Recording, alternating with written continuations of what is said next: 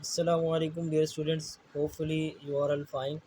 So dear students, आज हम अपने क्लास 10 फिज़िक्स का जो फर्स्ट चैप्टर है, जो कि बुक के लिहाज से unit number 10 simple harmonic motion and waves बनता है, उसका जो बहुत इंतहाई अहम टॉपिक जो है वो आज हम डिस्कस करने लगे हैं।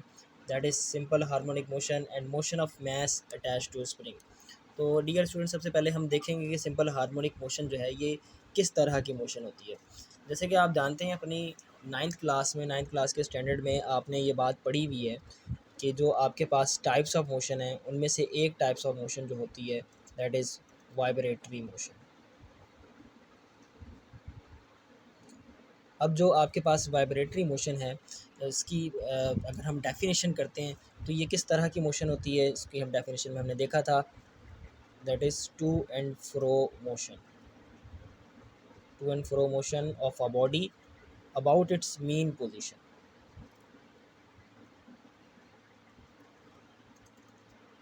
about its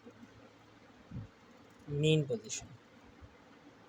तो ये जो है नाइन्थ क्लास में आपने डेफिनेशन पढ़ी हुई है कि वाइब्रेटरी मोशन इस तरह की मोशन होती है जिसमें ऑब्जेक्ट जो है वो to and fro motion perform करता है अबाउट देयर मीन पोजीशन, अपने मीन पोजीशन के अकॉर्डिंगली वो अपनी इस पर मोशन को परफॉर्म कर रहा होता है। सो वाइब्रेटरी मोशन की एक स्पेशल टाइप होती है, और वाइब्रेटरी मोशन या ऑसिलेटरी मोशन की जो स्पेशल टाइप है वो सिंपल हार्मोनिक मोशन है। तो हम कह सकते हैं कि special type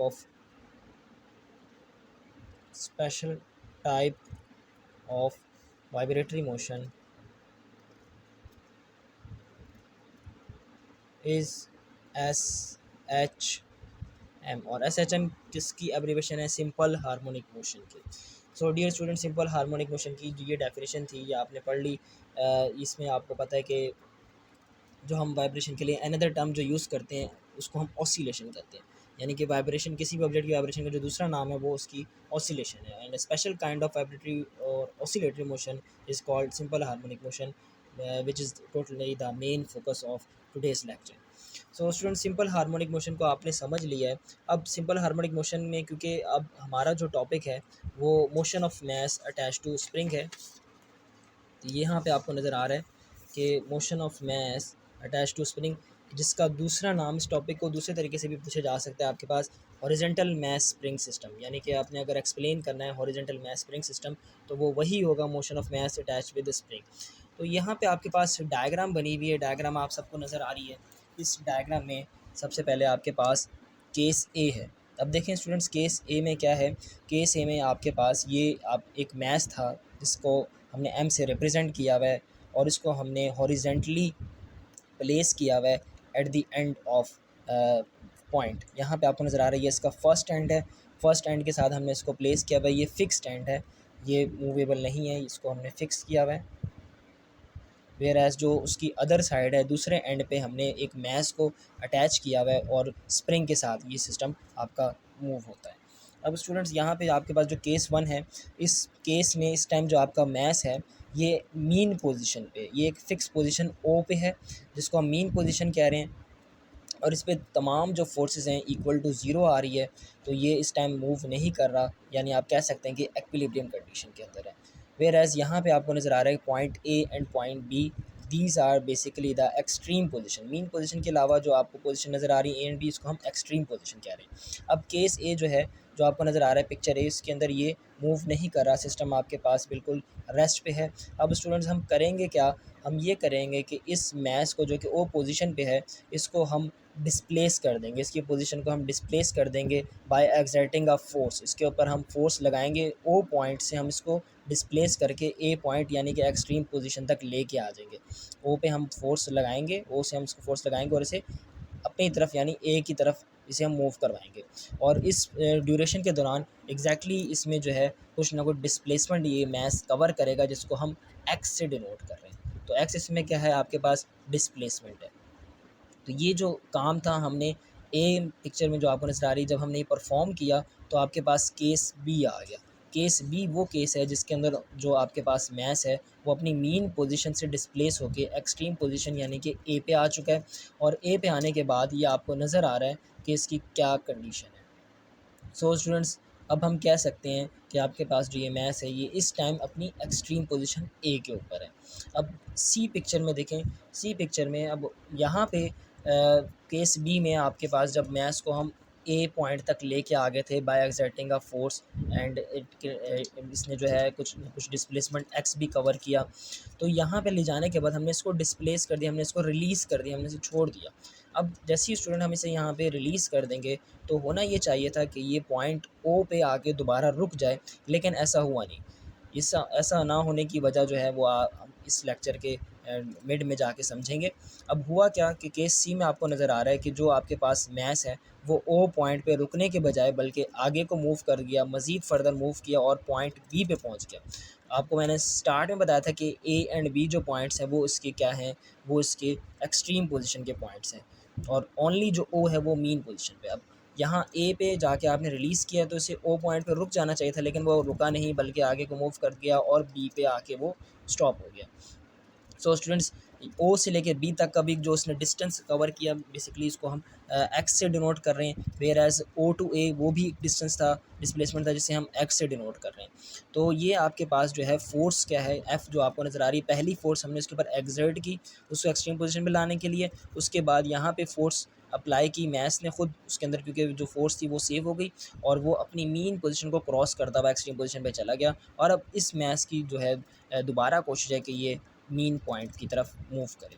सो स्टूडेंट्स, यहाँ पे जो आपको चीज़ समझने वाली है, अगर हम इसको मैथमेटिकली समझें, मैथमेटिकली हमें पता है अकॉर्डिंग टू हुक्स लॉ, यहाँ पे हम लिख देते हैं फ्रॉम हुक्स लॉ। आप जानते हैं ये कि आपने अपने 9th स्टैंडर्ड में भी जो है ये बात सीखी भी है।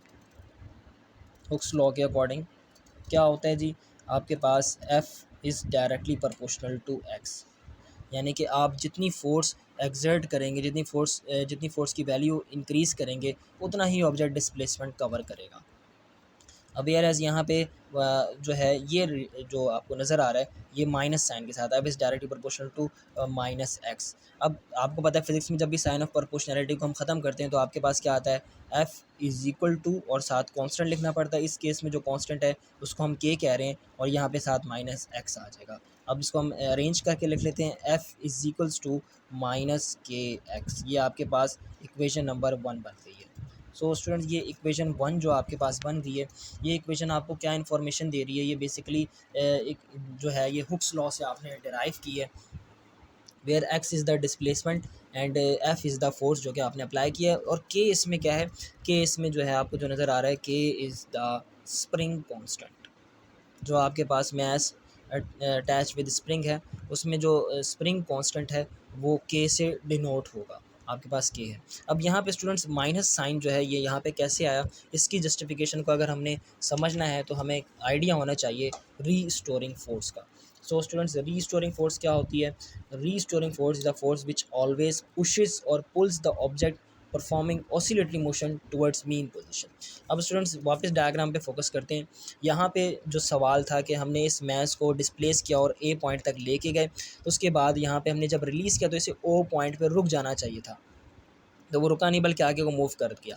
बेसिकली ये जो सारा काम हो रहा है ये रीस्टोरिंग फोर्स की वजह से हो रहा है। इस मैच ने जो फोर्स थी उसको रीस्टोर कर लिया, अपनी जो आपने फोर्स अप्लाई की थी उसको उसने स्टोर कर लिया और यही जो फोर्स है वो यूज़ हो रही है, जिसकी वजह से वो आगे की तरफ मूव कर रहा है, जिसकी वजह से वो वाइब्रेटरी मोशन पोजेस कर रहा है। सो बेसिकली अगर आप स्टूडेंट दोबारा रीस्टोरिंग फोर्स की डेफिनेशन पढ़ते हैं कि इस तरह की फोर्स होती है जो कि ऑब्जेक्ट को पुल या पुश करती है, उस ऑब्जेक्ट को जो कि ऑसिलेटरी मोशन परफॉर्म कर रहा होता है, किसके पॉइंट के रिस्पेक्टिवली पुल या पुश कर रही होती है, टुवर्ड्स मीन पोजीशन। यानी कि हम ये कह सकते हैं कि जो आपके पास ऑब्जेक्ट पॉइंट ए के ऊपर था, जब आपने उसे रिलीज़ किया तो रिलीज़ करने की वजह से वो पॉइंट ओ की तरफ आना चाह रहा था और पॉइंट ओ की तरफ आने की वजह से जो उस पर फोर्स अप्लाई हो रही थी वो रीस्टोरिंग फोर्स थी। अब दोबारा वो पॉइंट ओ की तरफ नहीं रुका बल्कि बी की तरफ मूव कर गया। अब बी से दोबारा वो ओ की तरफ आने की कोशिश कर रहा है, वहाँ पे फोर्स लगा रहा है। तो यानी जब भी ऑब्जेक्ट या ऑसिलेटरी मोशन जब परफॉर्म और कर रहा है जो ऑब्जेक्ट, जब भी वो मीन पोजीशन की तरफ आने की कोशिश करेगा, चाहे ए से ओ की तरफ हो या बी से ओ की तरफ हो, तो वो जो उसका कॉज है वो रीस्टोरिंग फोर्स की वजह से होगा।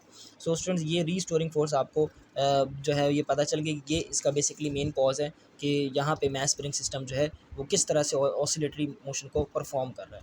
अब नाउ स्टूडेंट, जो हमने फर्स्ट अपनी इक्वेशन ड्राइव की थी that is F is equal to minus k x, ये आपके पास इक्वेशन 1 है। सो स्टूडेंट्स यहाँ पे फर्स्ट इक्वेशन आपके पास f is equal to minus k x हो जाती है, where k is the spring constant and x is the displacement covered by the mass which is attached with the spring. So student ये आपके पास जो equation है हमने इसको equation 1 कह दिया। अगर आप यहाँ से चाहें तो आप k की वैल्यू को भी फाइंड कर सकते हैं, k is equals to minus F divide by x. तो यहाँ से के की जो है वो आप वैल्यू को फाइंड कर सकते हैं। के मैं पहले भी बता चुका हूँ कि स्प्रिंग कांस्टेंट होता है और के यूनिट जो है ये पूछे जाते हैं आपसे एमसीक्यूज में अगर के यूनिट पूछे हैं, क्योंकि आपको पता है फोर्स का जो यूनिट होता है, फोर्स का यूनिट न्यूटन होता है और जो डिस्प्लेसमेंट है या डिस्टेंस है उसका यूनिट जो है वो आपके पास मीटर होता है विच इज़ एम। सो आपके पास फाइनली जो के यूनिट बनेंगे वो एन एम माइनस वन, ये आपके पास के यूनिट बन जाएंगे जो कि स्प्रिंग कांस्टेंट का यूनिट होता है। नाउ स्टूडेंट्स अब हम देखने लगे हैं कि इसकी डेरिवेशन को हम आगे कैसे चलाएंगे। अब आपको पता है कि कोई भी ऑब्जेक्ट जो कि मूव कर रहा हो, जिसमें कोई ना कोई मोशन पोजेस हो, तो उस पर न्यूटन सेकंड लॉ भी अप्लाई हो रहा था। तो न्यूटन सेकंड लॉ क्या होता है, F is equals to m a. ये बात हमने कहाँ से ली है, न्यूटन सेकंड लॉ से। So students this is come from Newton second law. आपको पता है न्यूटन का जो सेकंड लॉ होता है वहाँ से जो है हमने ये बात ली है, F is equals to m a. तो ये जो है इसको हम इक्वेशन नंबर 2 कह देंगे। तो हम कर क्या सकते हैं, हम इक्वेशन 1 और इक्वेशन 2 को कंपेयर करेंगे। तो आपके पास फाइनली जो रिलेशन होगा minus k x is equals to m a, ये आपके पास जो है ये इक्वेशन बन जाएगी, इस फॉर्म में आ जाएगी, minus k x is equal to m a. अब यहाँ से स्टूडेंट हम एक्सेलरेशन जो है उसको हम निकाल सकते हैं। तो आपके पास minus k x divided by m, basically ये आपके पास क्या आ जाएगा, ये एक्सेलरेशन आ जाएगा। सो स्टूडेंट ये वो एक्सेलरेशन है जो कि ऑसिलेटरी मोशन परफॉर्म करता हुआ मास जो है वो पोजेस करता है, ये उसका एक्सेलरेशन है। Acceleration is equal to minus k x divided by m. अब स्टूडेंट यहाँ से आप देख सकते हैं कि जो आपके पास के की वैल्यू है, जो आपके पास के माइनस के की या के की वैल्यू है और डिवाइड बाय एम, यानी कि ये कांस्टेंट वैल्यू है। मास जो है इस पूरी मोशन के दौरान वो फिक्स है, वो चेंज नहीं हो रहा। Where k is the spring constant, उसमें भी कोई चेंज नहीं आ रहा। तो ये दोनों आपके पास कांस्टेंट है और ये जो है एक्स है, ये डिस्प्लेसमेंट है। इसको हमने सेपरेट कर लिया, इक्वेशन को हम इस फॉर्म में लिख लिया है। सो स्टूडेंट्स जो है अब हम करने क्या लगे, a is equals to x into minus k divide by m, ये आपके पास जो है रिलेशन बन गया। अब इस रिलेशन में फर्दर हम क्या करेंगे, आपको पता है कि इज इक्वल टू कांस्टेंट जो है ये अगर आप ख़त्म करेंगे तो डायरेक्टली प्रोपोर्शनल आ जाएगा, यानी कि a is directly proportional to minus x, where k over m जो है वो हमने एज अ कांस्टेंट यहाँ से निकाल लिया। ये क्या था, ये कांस्टेंट था। आपको पता है जब फिज़िक्स में जब भी आपने साइन ऑफ प्रोपोर्शनलिटी ख़त्म करना है तो आप फिर से इक्वल टू और कांस्टेंट लिखेंगे। तो इक्वल टू और कांस्टेंट ये सारा फैक्टर आ गया। जब आप इसके बैक जाएंगे तो आपके पास a directly proportional to minus x आ जाएगा। सो फाइनली आपके पास एक रिलेशन बन गया, a is directly proportional to minus x. अब स्टूडेंट जो सिंपल हार्मोनिक मोशन है, सिंपल हार्मोनिक मोशन की अगर हम डेफिनेशन पे फोकस करते हैं जो कि हमारे नेक्स्ट लेक्चर का टास्क होगा, सिंपल हार्मोनिक मोशन की जो डेफिनेशन है उसके अकॉर्डिंग उसमें ये कहा जाता है कि simple harmonic motion is such a type of vibratory motion in which acceleration is directly proportional to displacement. अब देखें एक्सेलरेशन जो है वो डायरेक्टली प्रोपोर्शनल है किसके, डिस्प्लेसमेंट के, and is always directed towards mean position. जो आपको माइनस साइन नज़र आ रहा है वो इसी बात की जस्टिफिकेशन है कि एक्सेलरेशन जो आप मैथ जो कि ऑसिलेटरी मोशन परफॉर्म कर रहा है उसका एक्सेलरेशन हमेशा उसकी क्या ख्वाहिश होगी रीस्टोरिंग फोर्स की वजह से कि वो अपनी मीन पोजीशन की तरफ वापस अपनी बॉडी को मूव करे। So acceleration is directly proportional to acceleration is directly proportional to displacement and it is always directed towards mean position। तो ये जो है आपके पास सिंपल हार्मोनिक मोशन की बेसिकली कंडीशन है और बेसिकली यही इसकी डेफिनेशन है जिनको आपने जो है अपनी फर्दर क्लास में स्टडी करना है। अब नाउ स्टूडेंट्स आपके पास ये हमने मैथमेटिकल स्टेप्स भी समझ लिए, हमने डायग्राम को भी समझ लिया। अब यहाँ पे जो नेक्स्ट जो बात आती है वो आपके पास आती है मास स्प्रिंग सिस्टम में एनर्जीज़ का बिहेवियर किस तरह से होता है। तो यही आपको नज़र आ रहा है मास स्प्रिंग सिस्टम के अंदर behaviour of kinetic energy and potential energy at different point. Once again मैंने मास स्प्रिंग सिस्टम को ड्रॉ किया हुआ है। आपको मालूम है कि इसका जो वन एंड है इसको हमने फिक्स रखा हुआ है, ये आपके पास वन एंड फिक्स है और यहाँ आपको स्प्रिंग नज़र आ रहा है। स्प्रिंग से जो है ये अटैच किया गया, हमने मास को अटैच किया है। O is the mean position, A and B is the extreme position and from distance from O to A and distance from O to B is किसके इक्वल है, वो दैट इज़ एक्स, जो कि x से हम denote कर रहे हैं। सो नाउ स्टूडेंट यहाँ पे आपको पता होना चाहिए कि जितने भी मीन पोजीशन से लेके एक्सट्रीम पोजीशन तक का जो पॉइंट होगा, बेसिकली हम उसको क्या कहेंगे, उसको हम एम्पलीट्यूड कहेंगे। दैट इज़ एम्पलीट्यूड, जो कि आप अपने नेक्स्ट लेक्चर में भी स्टडी कर लेंगे। मीन पोजीशन से एक्सट्रीम पोजीशन तक का पॉइंट एम्पलीट्यूड कहलाता है। इसी तरह मीन पोजीशन से एक्सट्रीम पोजीशन का पॉइंट यहाँ तक का जो है वो भी एम्पलीट्यूड कहलाता है। यहाँ पे जो आपके पास ए है इस टेकन एज पॉजिटिव, एम्पलीट्यूड को हम पॉजिटिव ले रहे हैं, यहाँ पे आपके पास नेगेटिव आ रहा है। तो स्टूडेंट एम्पलीट्यूड जो है वो सेम रहेगा। यहाँ पे आपको नज़र आ रहा है एम्पलीट्यूड जो है वो O2A और O2B वो उसने सेम रहना है। पॉजिटिव और नेगेटिव का फ़र्क ये है कि यहाँ पे आपने फोर्स खुद से अप्लाई की है, अप्लाई करने के बाद उसने ये डिस्प्लेसमेंट अटेन किया है, वेयरएज़ यहाँ पे आपने कोई फोर्स अप्लाई नहीं किया और ऑब्जेक्ट जो है वो बी पॉइंट से ओ की तरफ आना चाहता है, दैट इज इसलिए यहाँ पे माइनस साइन आ गया। अब नाउ स्टूडेंट यहाँ पे हमने देखना है कि काइनेटिक और पोटेंशियल एनर्जीज का जो बिहेवियर है वो किस तरह से होगा। सो स्टूडेंट यहाँ पे आपको नजर आ रहा है कि जो मीन पोजीशन है, मीन पोजीशन पे बॉडी की entire energy that will be kinetic energy. So kinetic energy जो है वो मैक्सिमम होगी। जब काइनेटिक एनर्जी मैक्सिमम है तो पोटेंशियल एनर्जी तमाम की तमाम आपके पास क्या हो जाएगी, जीरो हो जाएगी। देखिए स्टूडेंट यहाँ पे काइनेटिक एनर्जी मैक्सिमम इसीलिए क्योंकि बॉडी है, उसके अंदर एनर्जी है। जब उसके अंदर कौन सी एनर्जी, काइनेटिक एनर्जी है, आपने उसको फोर्स अप्लाई की है, फोर्स अप्लाई करने के बाद जो है वो अपने एक्सट्रीम पोजीशन पे गया, तो यहाँ पे जो एनर्जी थी ये कौन सी थी, काइनेटिक एनर्जी थी। मूवमेंट हुई है, मूवमेंट की वजह से उसमें जितनी भी एनर्जी होगी हम कहेंगे कि वो काइनेटिक एनर्जी है। जब आप उसको मोशन देंगे, मूवमेंट करवाएंगे, उसके बाद वो एक्सट्रीम पोजीशन ए पे आ जाएगा। अब जो है ए पे लाने के बाद आपने उसको रिलीज़ कर दिया। रिलीज़ करने की वजह से होगा क्या कि इसमें जो जितनी भी एनर्जी होगी वो तो काइनेटिक एनर्जी इस पॉइंट पे आके जीरो हो गई होगी और पोटेंशियल एनर्जी मैक्सिमम होगी। फिर से वंस अगेन एनर्जी जो है कन्वर्ट हो जाएगी, फिर मीन पोजीशन पे काइनेटिक एनर्जी मैक्सिमम और पोटेंशियल एनर्जी जीरो हो जाएगी। फिर अगर आप other side of extreme position देखें, वहाँ पे जो आपके पास काइनेटिक एनर्जी फिर से जीरो हो जाएगी और जितनी भी एनर्जी होगी वो पोटेंशियल एनर्जी होगी। सो स्टूडेंट्स ये जो प्रोसेस है मीन पोजीशन के इर्द गिर्द टू एंड फ्रो जो मोशन हो रही है, ये ऑब्जेक्ट बार बार करता रहेगा अनटिल अनलेस कि वो अपनी जो है एयर रेजिस्टेंस की वजह से और फ्रिक्शन की वजह से रुक ना जाए। सो इस केस में आपको पता है कि जो ऑब्जेक्ट ऑसिलेटरी मोशन परफॉर्म कर रहा है वो कुछ ना कुछ टाइम भी कंज्यूम करेगा। सो टाइम जो कंज्यूम कर रहा होगा उसको हम क्या कहेंगे, उसको हम टाइम पीरियड कहेंगे। So time period of motion of mass attached to spring is T, which is given by T is equal to 2 pi under root m over k. M is the mass of object जो कि आपने spring के साथ horizontally attach किया हुआ है, and के is the spring constant. सो ये आपके पास जो है टाइम पीरियड का फॉर्मूला है। किसके लिए है टाइम पीरियड का फॉर्मूला, ये मास स्प्रिंग सिस्टम के लिए है जो कि हॉरिजॉन्टली मोशन परफॉर्म कर रहा है।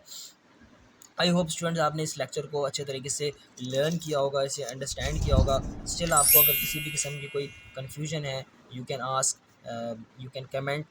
Thank you so much students, channel को सब्सक्राइब कीजिए। अल्लाह हाफिज़।